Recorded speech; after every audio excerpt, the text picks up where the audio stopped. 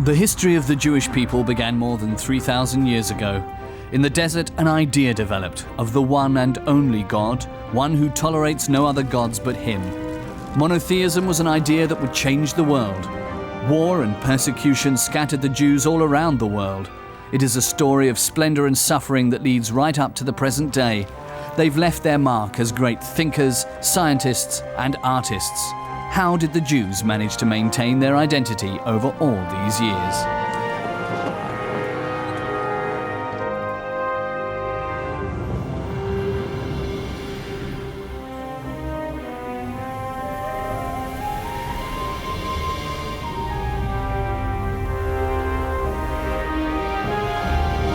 The Jews, History of a People. Part 2, Diaspora.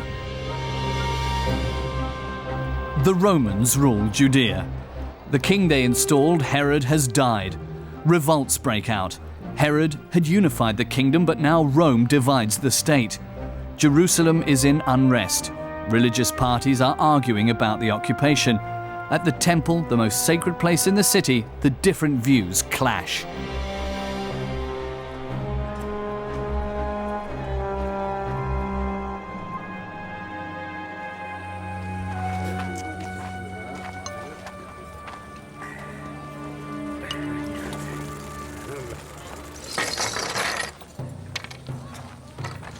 Many hope for the Messiah, a saviour promised by God. He will, so they believe, end this foreign rule and finally bring about eternal peace. Criticism of both the Roman occupation and the Jewish upper class and their relationship to religion is becoming louder. In particular, for devout Jews, the goings-on outside the temple are an affront to God.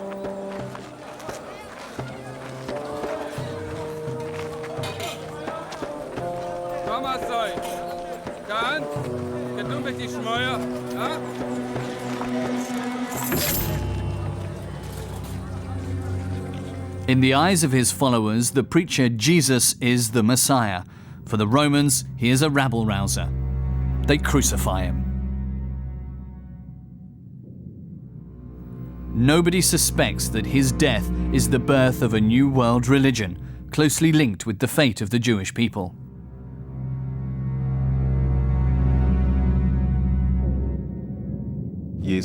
Unfortunately, Jesus is representative of the whole history of Christian anti-Judaism, because it was assumed that he was the Son of God, and the notion of his being the Messiah plays a central role in Christianity.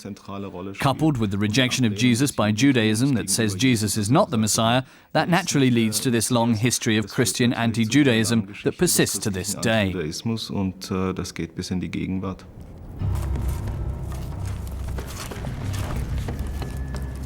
Crucifixion is a common form of punishment that the Romans use against tiresome rabble-rousers, but the early Christians don't blame the Romans for the death of Jesus, they blame the Jewish people.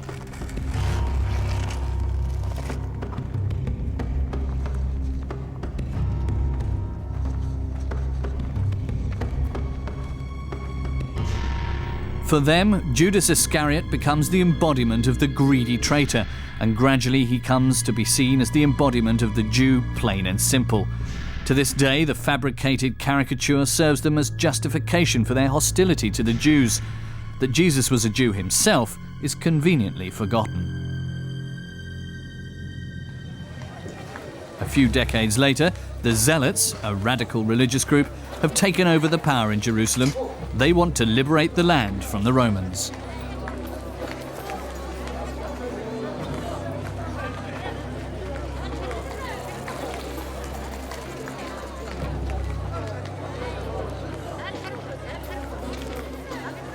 For 2 years, Roman legions besieged the city where refugees from the entire region are hiding out. Only gravediggers are allowed to leave Jerusalem.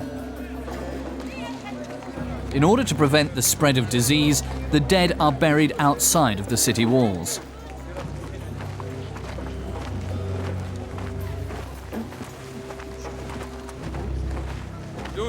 This time they're transporting a special load. The wise Rabbi Yohanan ben Zakkai has passed away, they claim, and their sorrow is immense.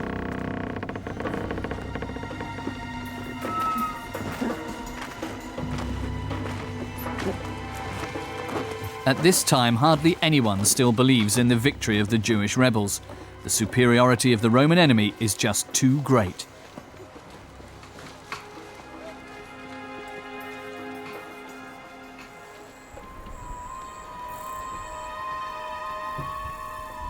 The further fate of the rabbi is recounted by a Jewish legend. So it happened that Yohanan ben Zakkai managed to escape from Jerusalem alive in a wooden coffin.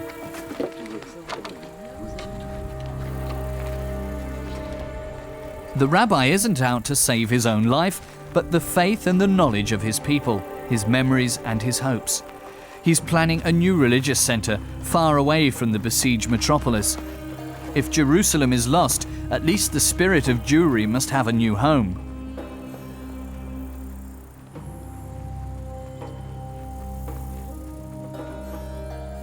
A little while later, the Romans occupy the city and destroy the temple. The Jewish chronicler Flavius Josephus writes, "The Temple Mount seemed to glow from the ground up because it was surrounded by fire, but even fuller than the river of flames were the rivers of blood that were flowing." The West Wall, also called the Wailing Wall, supported the Temple Plateau. Angels, so it was told by a Jewish legend, held their wings over it during the destruction of the temple. It is both a place for pilgrims and a synagogue. For centuries, Jews from all over the world have been attaching notes with wishes and prayers to the wall.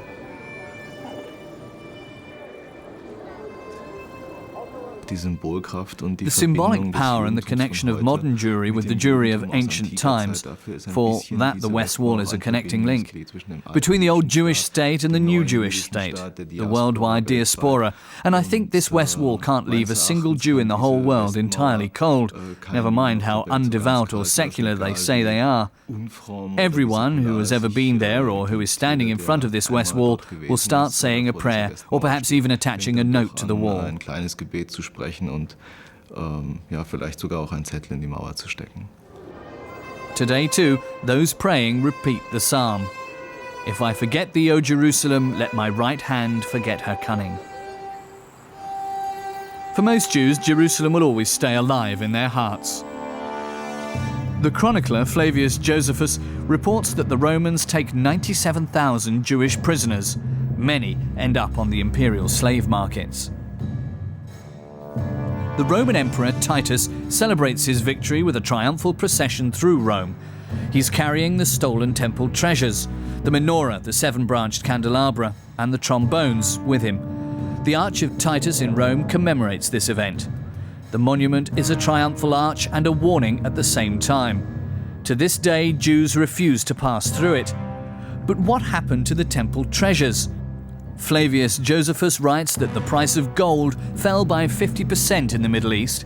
That's how much Titus stole in Jerusalem.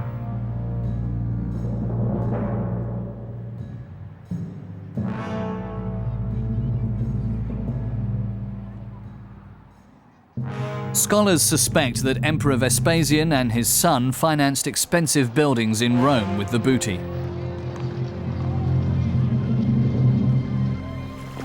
As Jerusalem falls, Yohanan ben Zakkai and his retinue are traveling to the Mediterranean coast. They intend to found the new religious center in the small town of Yavne. Here they want to make the Torah the focal point of studies and teaching. Soon Yavne comes close to the importance of Jerusalem.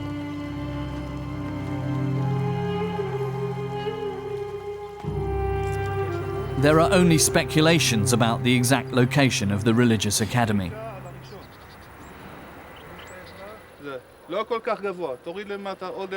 Since 2005, a team from Bar Ilan University has been systematically looking for remains. Amongst them is Avi Solomon, and he has a big dream. It's the dream of an archaeologist and a devout Jew.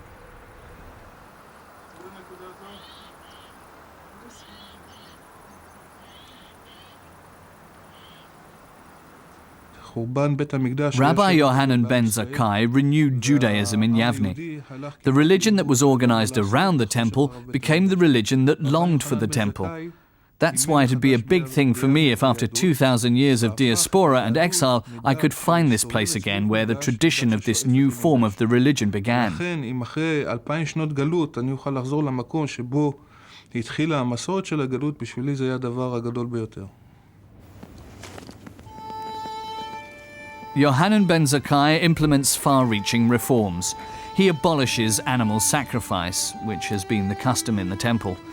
Communal prayer and the study of the Torah take its place. The menorah becomes the symbol for the holy city of Jerusalem and the lost temple.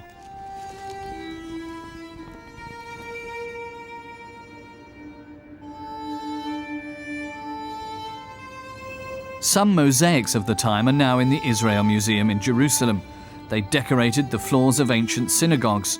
That's the name given to the Jews' places of congregation, in which they also commemorate their history.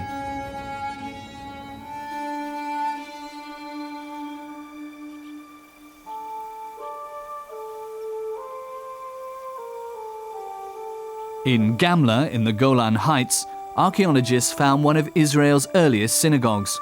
After the fall of Jerusalem, many Jews fled to this inhospitable area.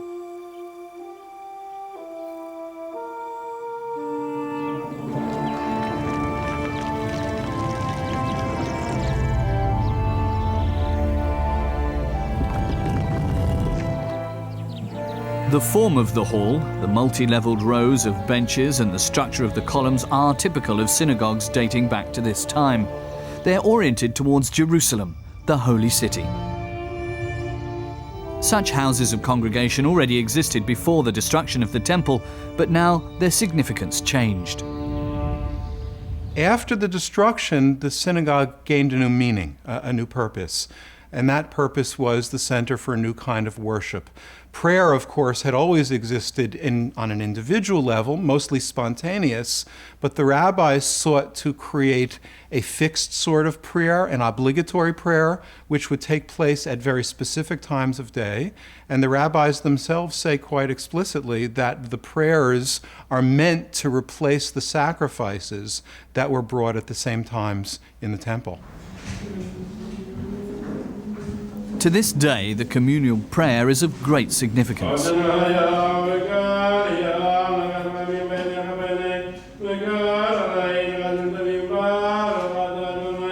A service can only take place when at least 10 men are present. Only then is the presence of God, the Shekinah, guaranteed.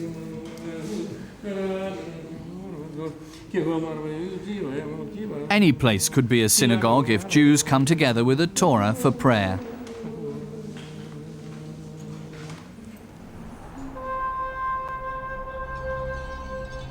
After the fall of Jerusalem and the destruction of the temple, the survivors flee right to the edge of the desert into the vicinity of the Dead Sea. Herod had erected the fortress Masada on the huge rock plateau. It was considered unassailable for a long time. Already during the siege of Jerusalem, Jewish rebels had locked themselves into the mountain. It is their last haven.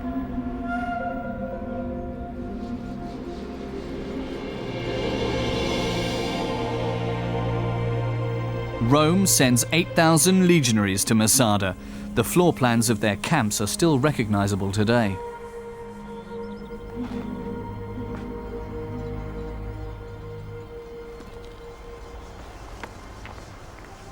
The Jerusalem archaeologist Guy Stiebel is fascinated by the dramatic history of the siege of Masada. According to the Jewish chronicler Flavius Josephus, the siege ends in tragedy. The Jews were here after 7 years or 8 years of fighting in Judea. They knew what happened in Jerusalem. They knew what happened in Jodapata, at Gamla and other places. So they could not be optimistic. And when you realize that, it can actually lead you to the understanding of why they were thinking about committing suicide. I mean, as a possibility. Whether it happened or not, there's still a debate. But you can see the mood, the way of thinking. For 3 years, the besieged hold out. From above, they can closely watch all of the Roman actions and hear their voices.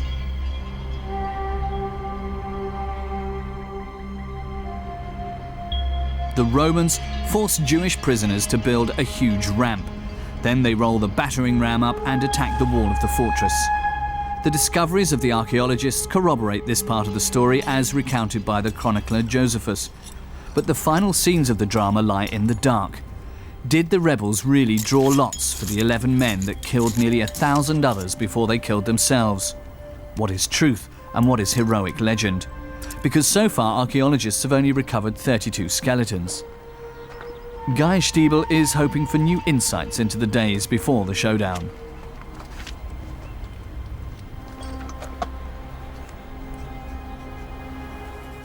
A large proportion of the finds are stored in the University of Jerusalem. Among them, 700 ostraka, inscribed clay shards.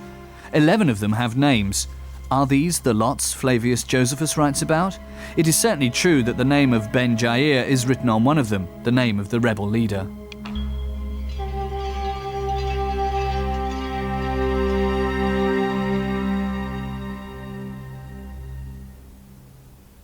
For me, the most exciting, I may say even emotional, discoveries that are being made at Masada are the inscriptions, and the fact that we have so many of them here, written in Hebrew, written here 2,000 years ago. And I think that if we speak about continuation, some in the 60s refer to as a resurrection of the dry bone, literally, such a fragment was actually found here. The fact that Jewish people came back to this land. So if you want to demonstrate the continuation, this string of life, if you wish, is for me is the fact that both my boys can read Hebrew letters that were written 2,000 years ago. Masada is a symbol of the Jews' perseverance. Here they believe with particular conviction in the recreation of Israel as it is prophesied in the Bible.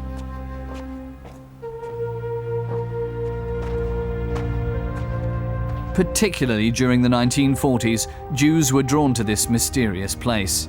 Some had survived the Holocaust in Europe. They too left inscriptions for future generations.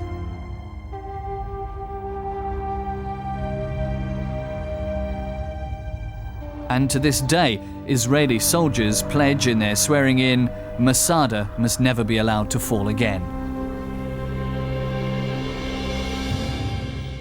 In 135 AD, Emperor Hadrian put down the last revolt of the Jews. After the destruction of the temple, the Romans had already had coins stamped with the inscription Judea Capta, Judea captured. Now they destroy Jerusalem completely and erect a new city.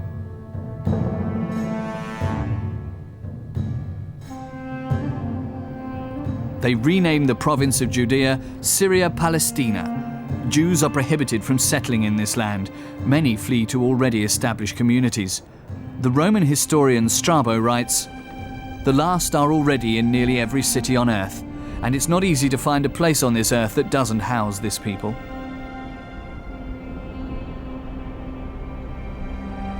Some stay in northern Palestine, close to their holy city.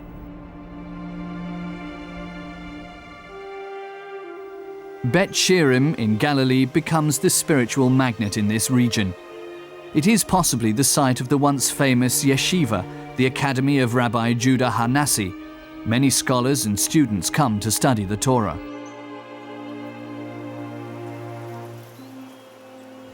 זוהי דרך ישרה שיבוא לו האדם. כל שהיא תפארת לעושיה ותפארת לו מן האדם. והווה זהיר.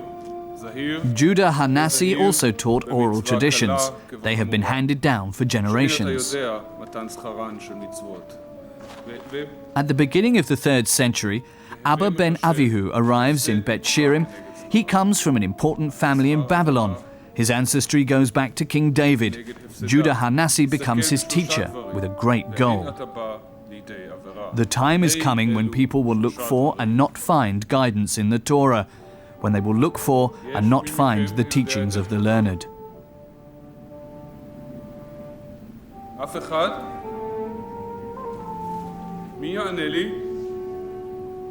Many answers to questions of everyday life are still only handed down orally.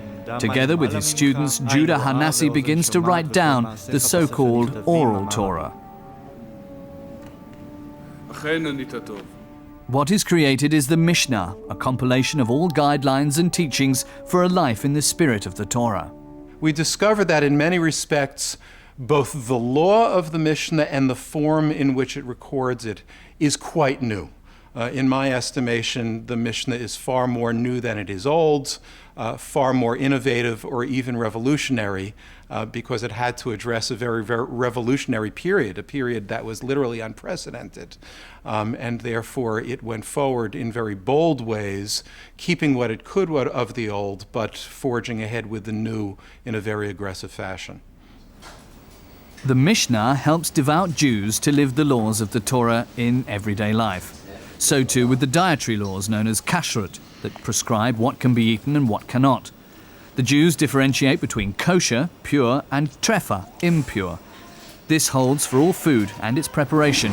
One of the many laws of the Torah is, "Thou shalt not seethe a kid in his mother's milk."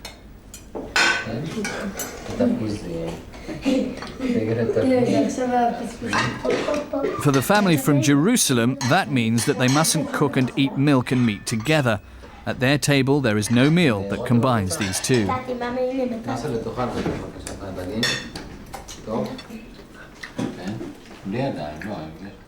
For the kitchen, this means separate fridges, sinks, tablecloths, pots and cutlery. In the Jewish kindergarten Gan Israel in Berlin, two kitchen areas are completely separated because of this. On the left, they prepare milky things, and on the right, meaty things. Amongst animals, they also distinguish between pure and impure. Kosher are fish with scales, most poultry, and cloven-hoofed animals that chew the cud.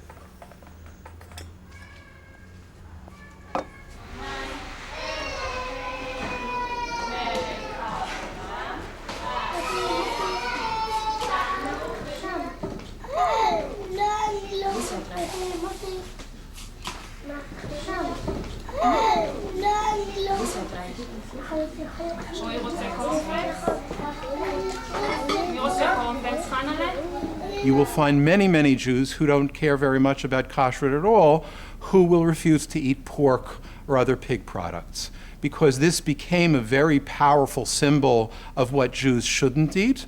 And even today, for those who don't care about the technicalities of the law, when Jews want to eat as Jews, that sometimes means something as simple as not eating the product of the pig. Kashrut also applies to drinks. Wine grower Christopher König from Alsace produces kosher wine. He's regularly visited by Gabi Jalosinski, a rabbi from Strasbourg who checks every production step. He alone is allowed to break the seal of the barrels. Because wine is only kosher when no non-Jew has come into contact with it. The Strasbourg congregation needs wine for ritual purposes and also trades in it. 2% of the proceeds go to the needy. That's another condition for the kosher label. We are a people of traditions. Respect of traditions is what mainly allowed the Jewish people to continue to exist to this day. If one were to try to modernize or modify our traditions, it would be the downfall of the Jewish people, even if you can sometimes ask yourself if they make sense.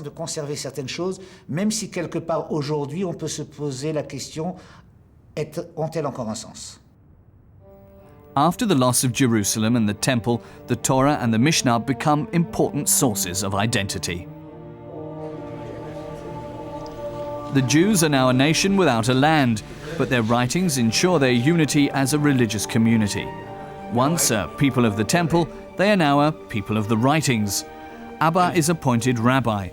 Now he is allowed to make decisions in ritual questions and civil judgments. Thus distinguished, he returns to Babylon. He wants to bring his knowledge to the Jews of his homeland.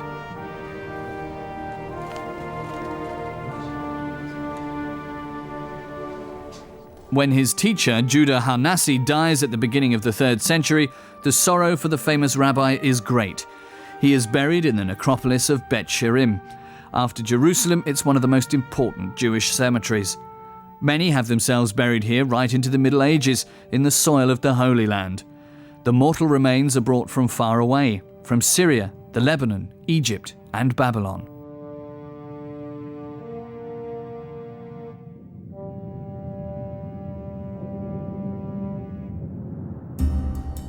Abba returns to his Babylonian home. Many Jewish communities have been in existence here for 700 years. Abba's destinations are the great centers of Jewish teaching on the Euphrates, Pumbeditha, Nahadia, and Sura.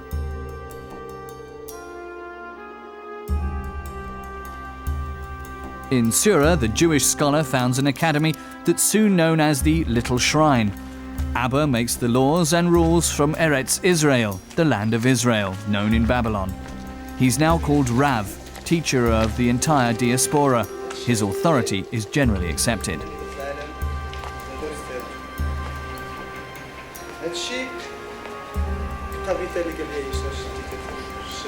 Soon the schools in Babylon surpass those of the old homeland.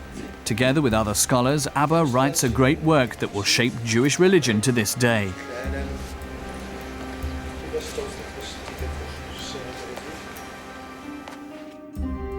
In its current form, the Babylonian Talmud, as it's called, contains 6,000 pages and addresses questions of all areas of life. It is made up of the Mishnah and commentaries from nearly 3,000 rabbis from 3 continents. A page resembles the cross-section of a tree trunk. In its center is the Mishnah, around it, like growth rings on trees, the commentaries from 7 centuries.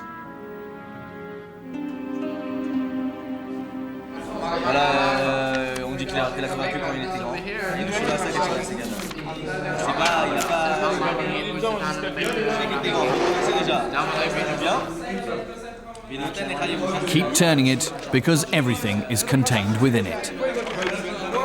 Thus, it is written in the Talmud. Even in foreign lands, it is a kind of portable homeland for Jews that they want to have close to them.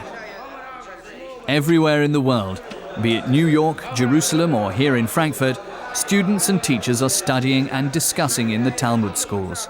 How is a certain law in the Torah to be understood, and how is it applied in practice? What does Rabbi Hillel write, and what does Rabbi Shammai say to this? This way, the Talmud secures the religious laws, keeps the teaching alive, and makes their further development possible.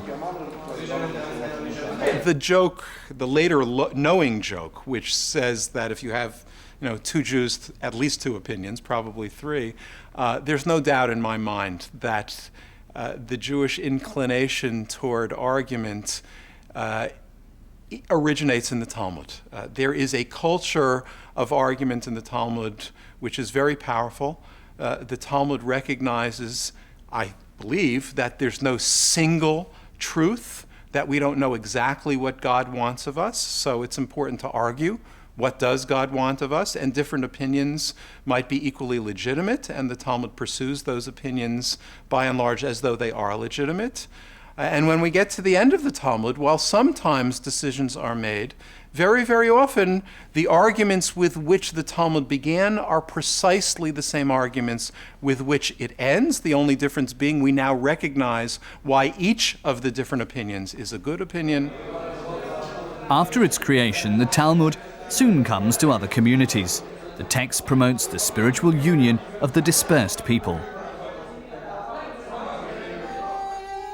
At the end of the 6th century, a new power enters the stage of world history: Islam. The founder of the new religion is the Arabian merchant Muhammad. His visions and revelations are written down in the Quran.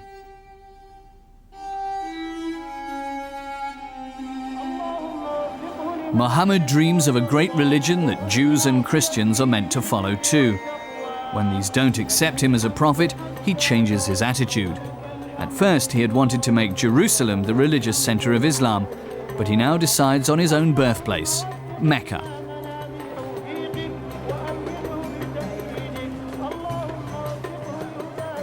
After the death of Muhammad, his successors conquer the Arabian Peninsula, and soon the Islamic Empire stretches right into North Africa.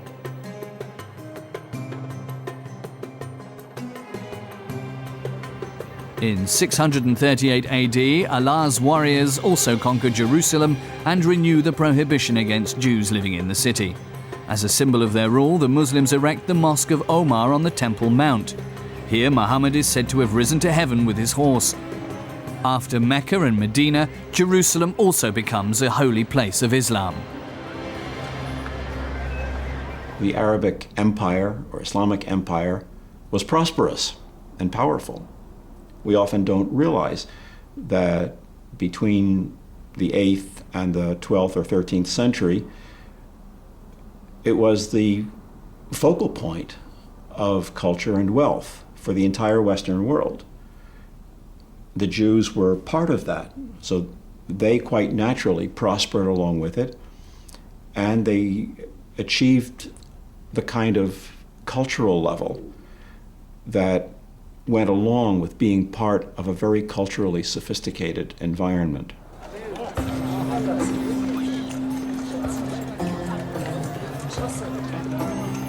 For the first time since the fall of the Temple, most Jews are once again living in a single cultural, political, and economic unit.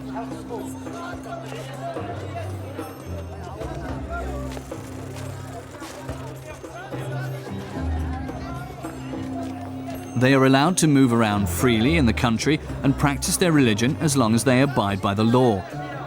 Because for the Muslim ruler, they are a people of the book and thus dhimmis, protected persons, as it is written in the Quran. Those who injure a dhimmi injure me, and those who injure me have injured Allah.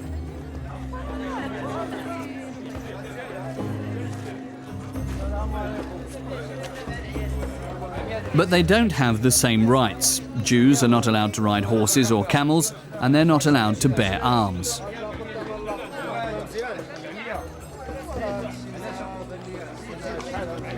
Whenever they meet a Muslim, they have to greet him reverently.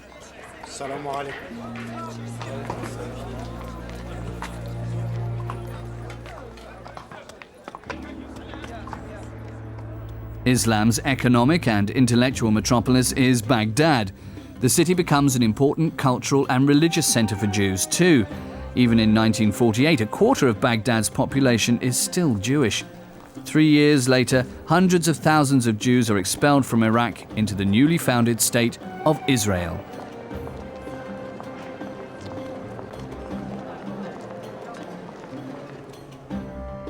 Right into modern times, the Jews were influential citizens with a largely autonomous administration. At the same time, Baghdad is an important religious reference point for Jews in the entire Muslim region. The advice of the Gaon, the leader of the Jewish community, carries weight.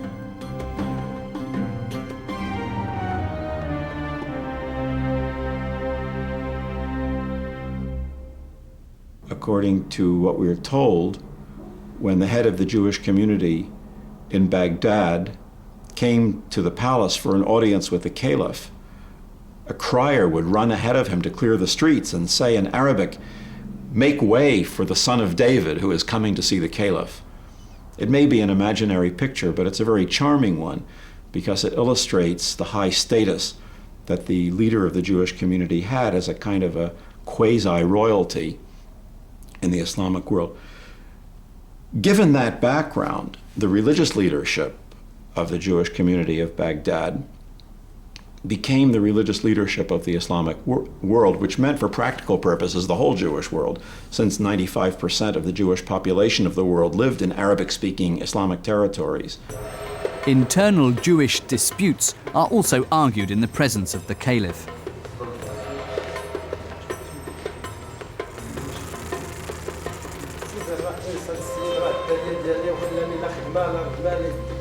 For example, the central Jewish confrontation of the Middle Ages. The leader of the Jews in Babylon, the Gaon, disputes with the leader of the Academy in Jerusalem for the right to determine the time of the new moon. Finally, Babylon wins through.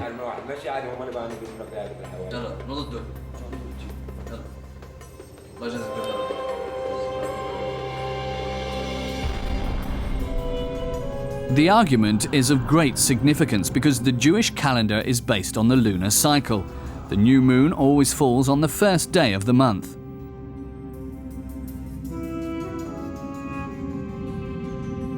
The person who determines the time of the new moon makes decisions about the calendar and therefore also decides when Jews all around the world keep their festivals.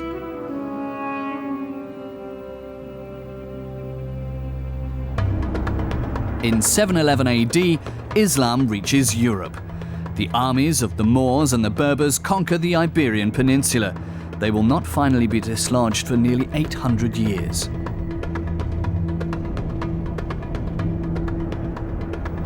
Many Jews welcome the Muslim conquerors. They've been settled here since Roman times and proudly call themselves Sephardim, after the Hebrew word for Spain. They're hoping for an end to the oppression by the Christian rulers.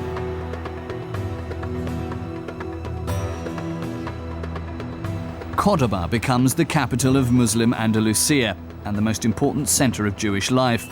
One of the most famous Jewish philosophers is born here in 1135 AD, Moses ben Maimon, who is also called Maimonides.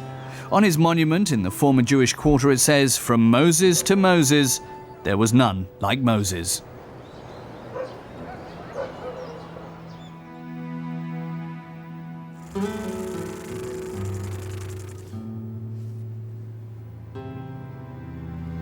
Even as a child, Maimonides displayed his insatiable thirst for knowledge.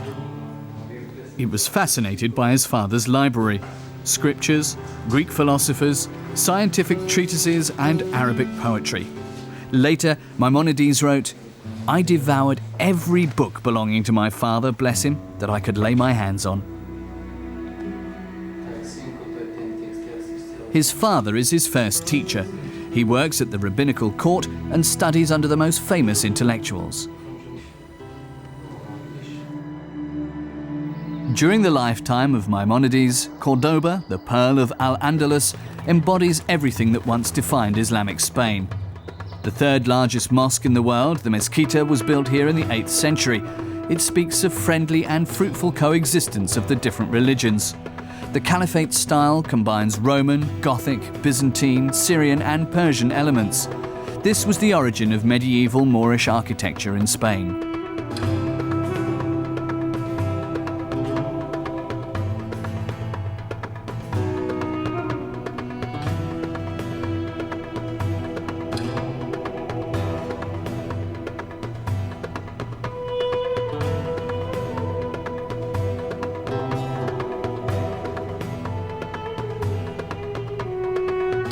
The Caliph's openness draws poets and intellectuals to Cordoba from all around the world. The city is also the spiritual home of Maimonides. Throughout his life he would say, "Here with us in Al-Andalus."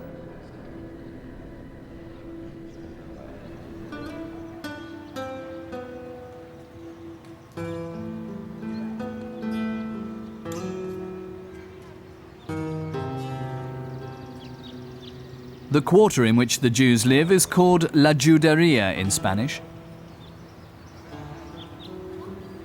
Here is one of the oldest still extant synagogues in Spain. Like all synagogues, it's not directly accessible from the street, but only through a small inner courtyard. The architecture of the building, which was constructed in 1315 AD, shows how well the Jews adapted to their Muslim surroundings.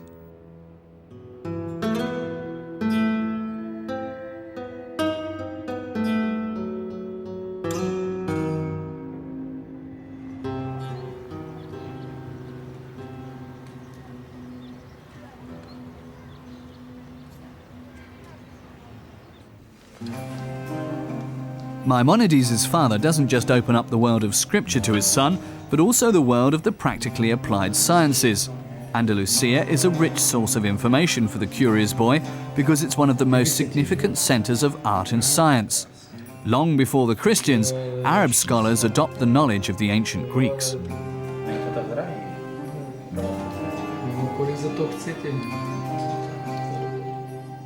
Arabs develop instruments that have been known since ancient times: astrolabes, instruments used for determining the position of celestial bodies and calculating the time. Moorish Spain plays an important role in the rebirth of ancient knowledge. It's the interface between Arabic culture and Christian Europe. As the Middle Ages progress, it is from Andalusia that the knowledge of the ancient world spreads across Europe.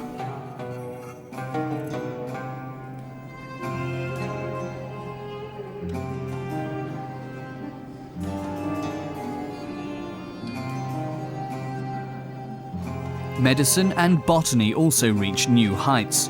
Jews take over knowledge and skills and develop them further. It is often they who introduce the new methods and the knowledge to Europe.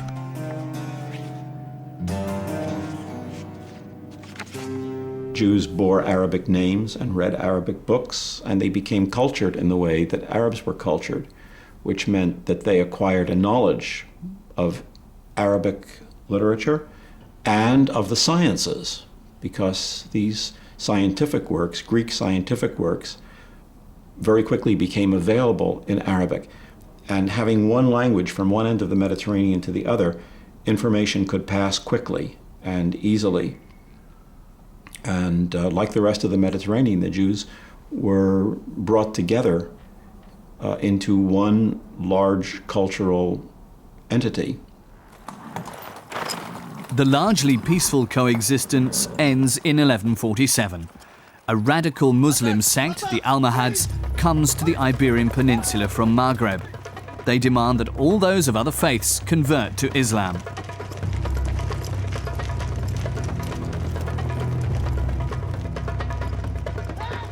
Many Jews flee from the Almohads to the Christian north of Spain, or they try to escape to northern Africa.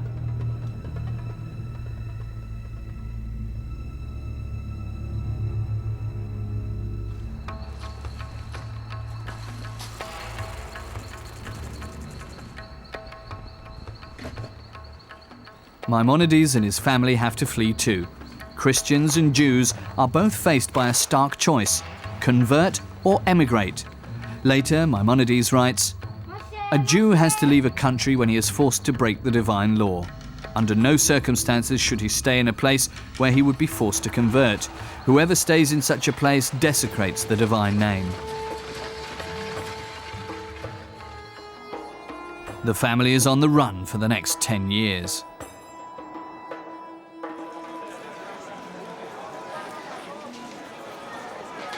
They settle in Fez, in modern-day Morocco. During the Middle Ages, the town is considered an important cultural centre of the Islamic world. It doesn't look very different now from what it looked like then. Even the craftsmen work just as they did when Maimonides was alive.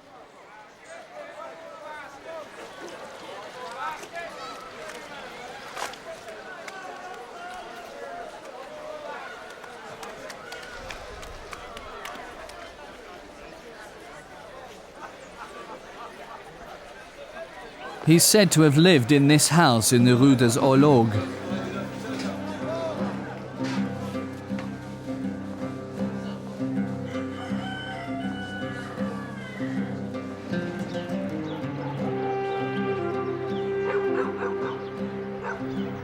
A good 200 years later, most of North Africa's Jews were living in this quarter.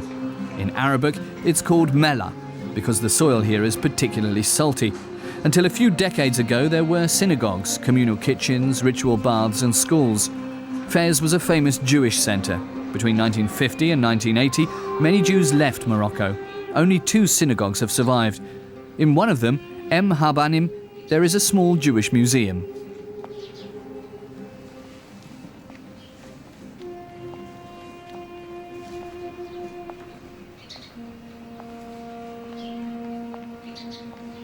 Edmund Gabay collects everything linked with Jewish life in Fez.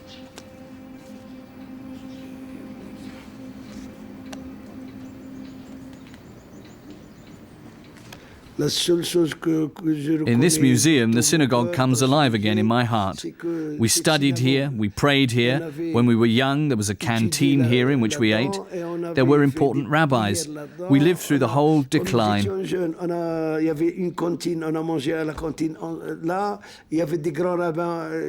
Every time when I look at something, it reminds me of what happened between the time of my youth and today.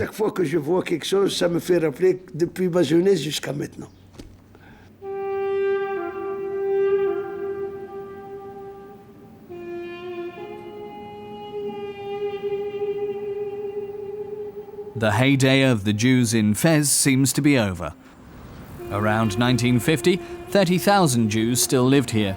Today it's only some 300.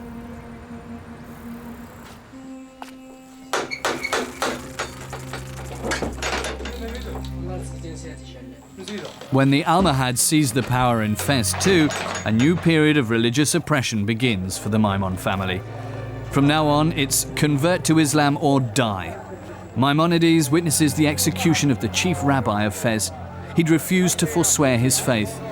Maimonides and his family have no option but to flee again.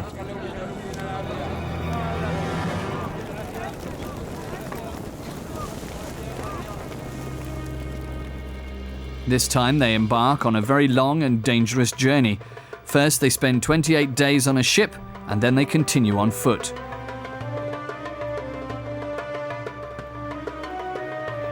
They settle in Al-Fustat in Egypt. At the time it was a suburb of Cairo, the capital of the Muslim rulers in Egypt.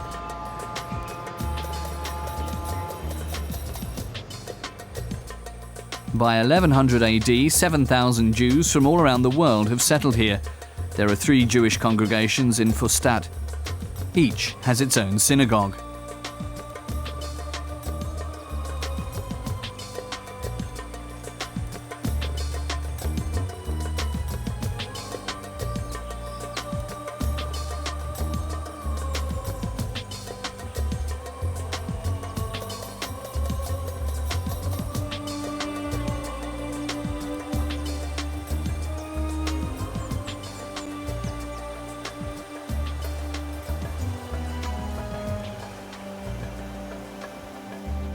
Maimonides is said to have prayed in the Ben Ezra synagogue.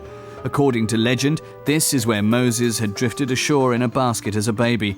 The Jews bought the land and built a synagogue on this biblical site. During renovation works at the end of the 19th century, a sensational discovery came to light. In the interior, they found a storage room for old manuscripts. Many synagogues have such a Geniza, as it's called, because it's the custom not to destroy manuscripts that contain God's name. But this was the first time that documents were found that date back to the early Middle Ages. In Cambridge, the specialist for Talmud studies, Salomon Schechter, heard about the unique discovery. For weeks he studied the documents in Cairo and selected those of scholarly interest. Finally, he filled over 30 bags and boxes with material from the Geniza. He took his spectacular loot to Cambridge. It's still in the university library. 140,000 fragments, religious texts, letters, poems, wedding documents, children's drawings, recipes, checks, and even writings by Maimonides. They give an insight into nearly 1,000 years of Jewish history. Into not just the religious, but also the everyday life of the Jews. Because of this discovery, the Jewish congregation in Cairo is the best documented of all the Jewish communities in the Islamic world of the Middle Ages.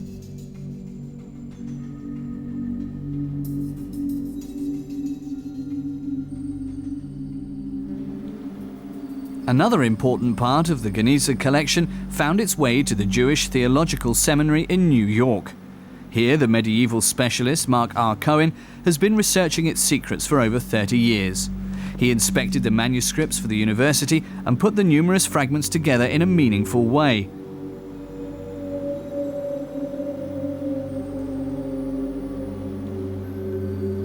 It's detective work. He's particularly fascinated by Maimonides' private letters.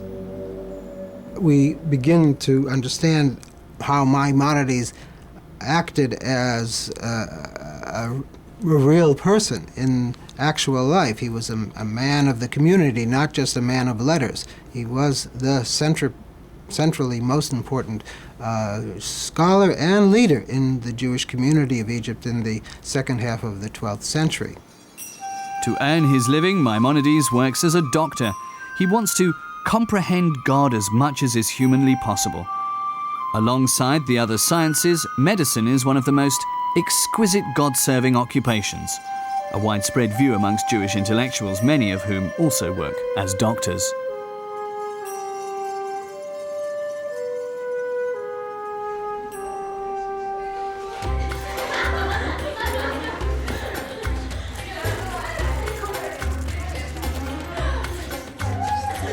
Because of his expert knowledge, he is summoned to court by Grand Vizier Al-Fadil as his personal physician. Maimonides visits his patient nearly every day in his palace in Cairo, where he also treats the women of the harem. In a letter that was also found in the Geniza, he described a typical day. I live in Fustat, and the ruler resides in Cairo, which is about 2 Sabbath journeys away. My duties to him are hard. I have to visit him every day, and that early in the morning. If he or one of his children or one of the harem women are unwell, I don't dare leave Cairo. I have to remain in the palace for the larger part of the day.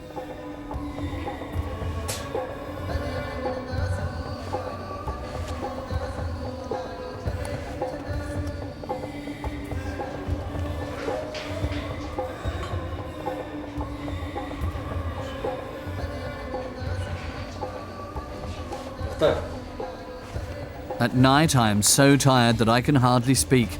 That's why no Israelite can have a private conversation with me except on the Sabbath.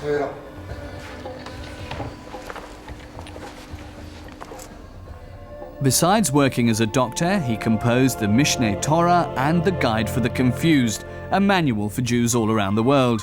It was his goal that every Jew should understand the fundamentals of the oral teachings and be able to live according to the traditions.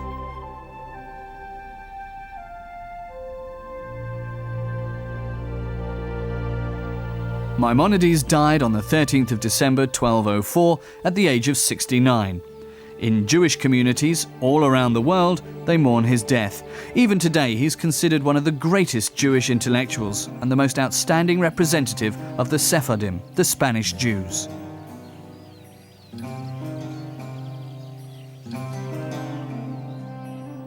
For the Jews in Maimonides' home country, Spain, though, a new era has already begun.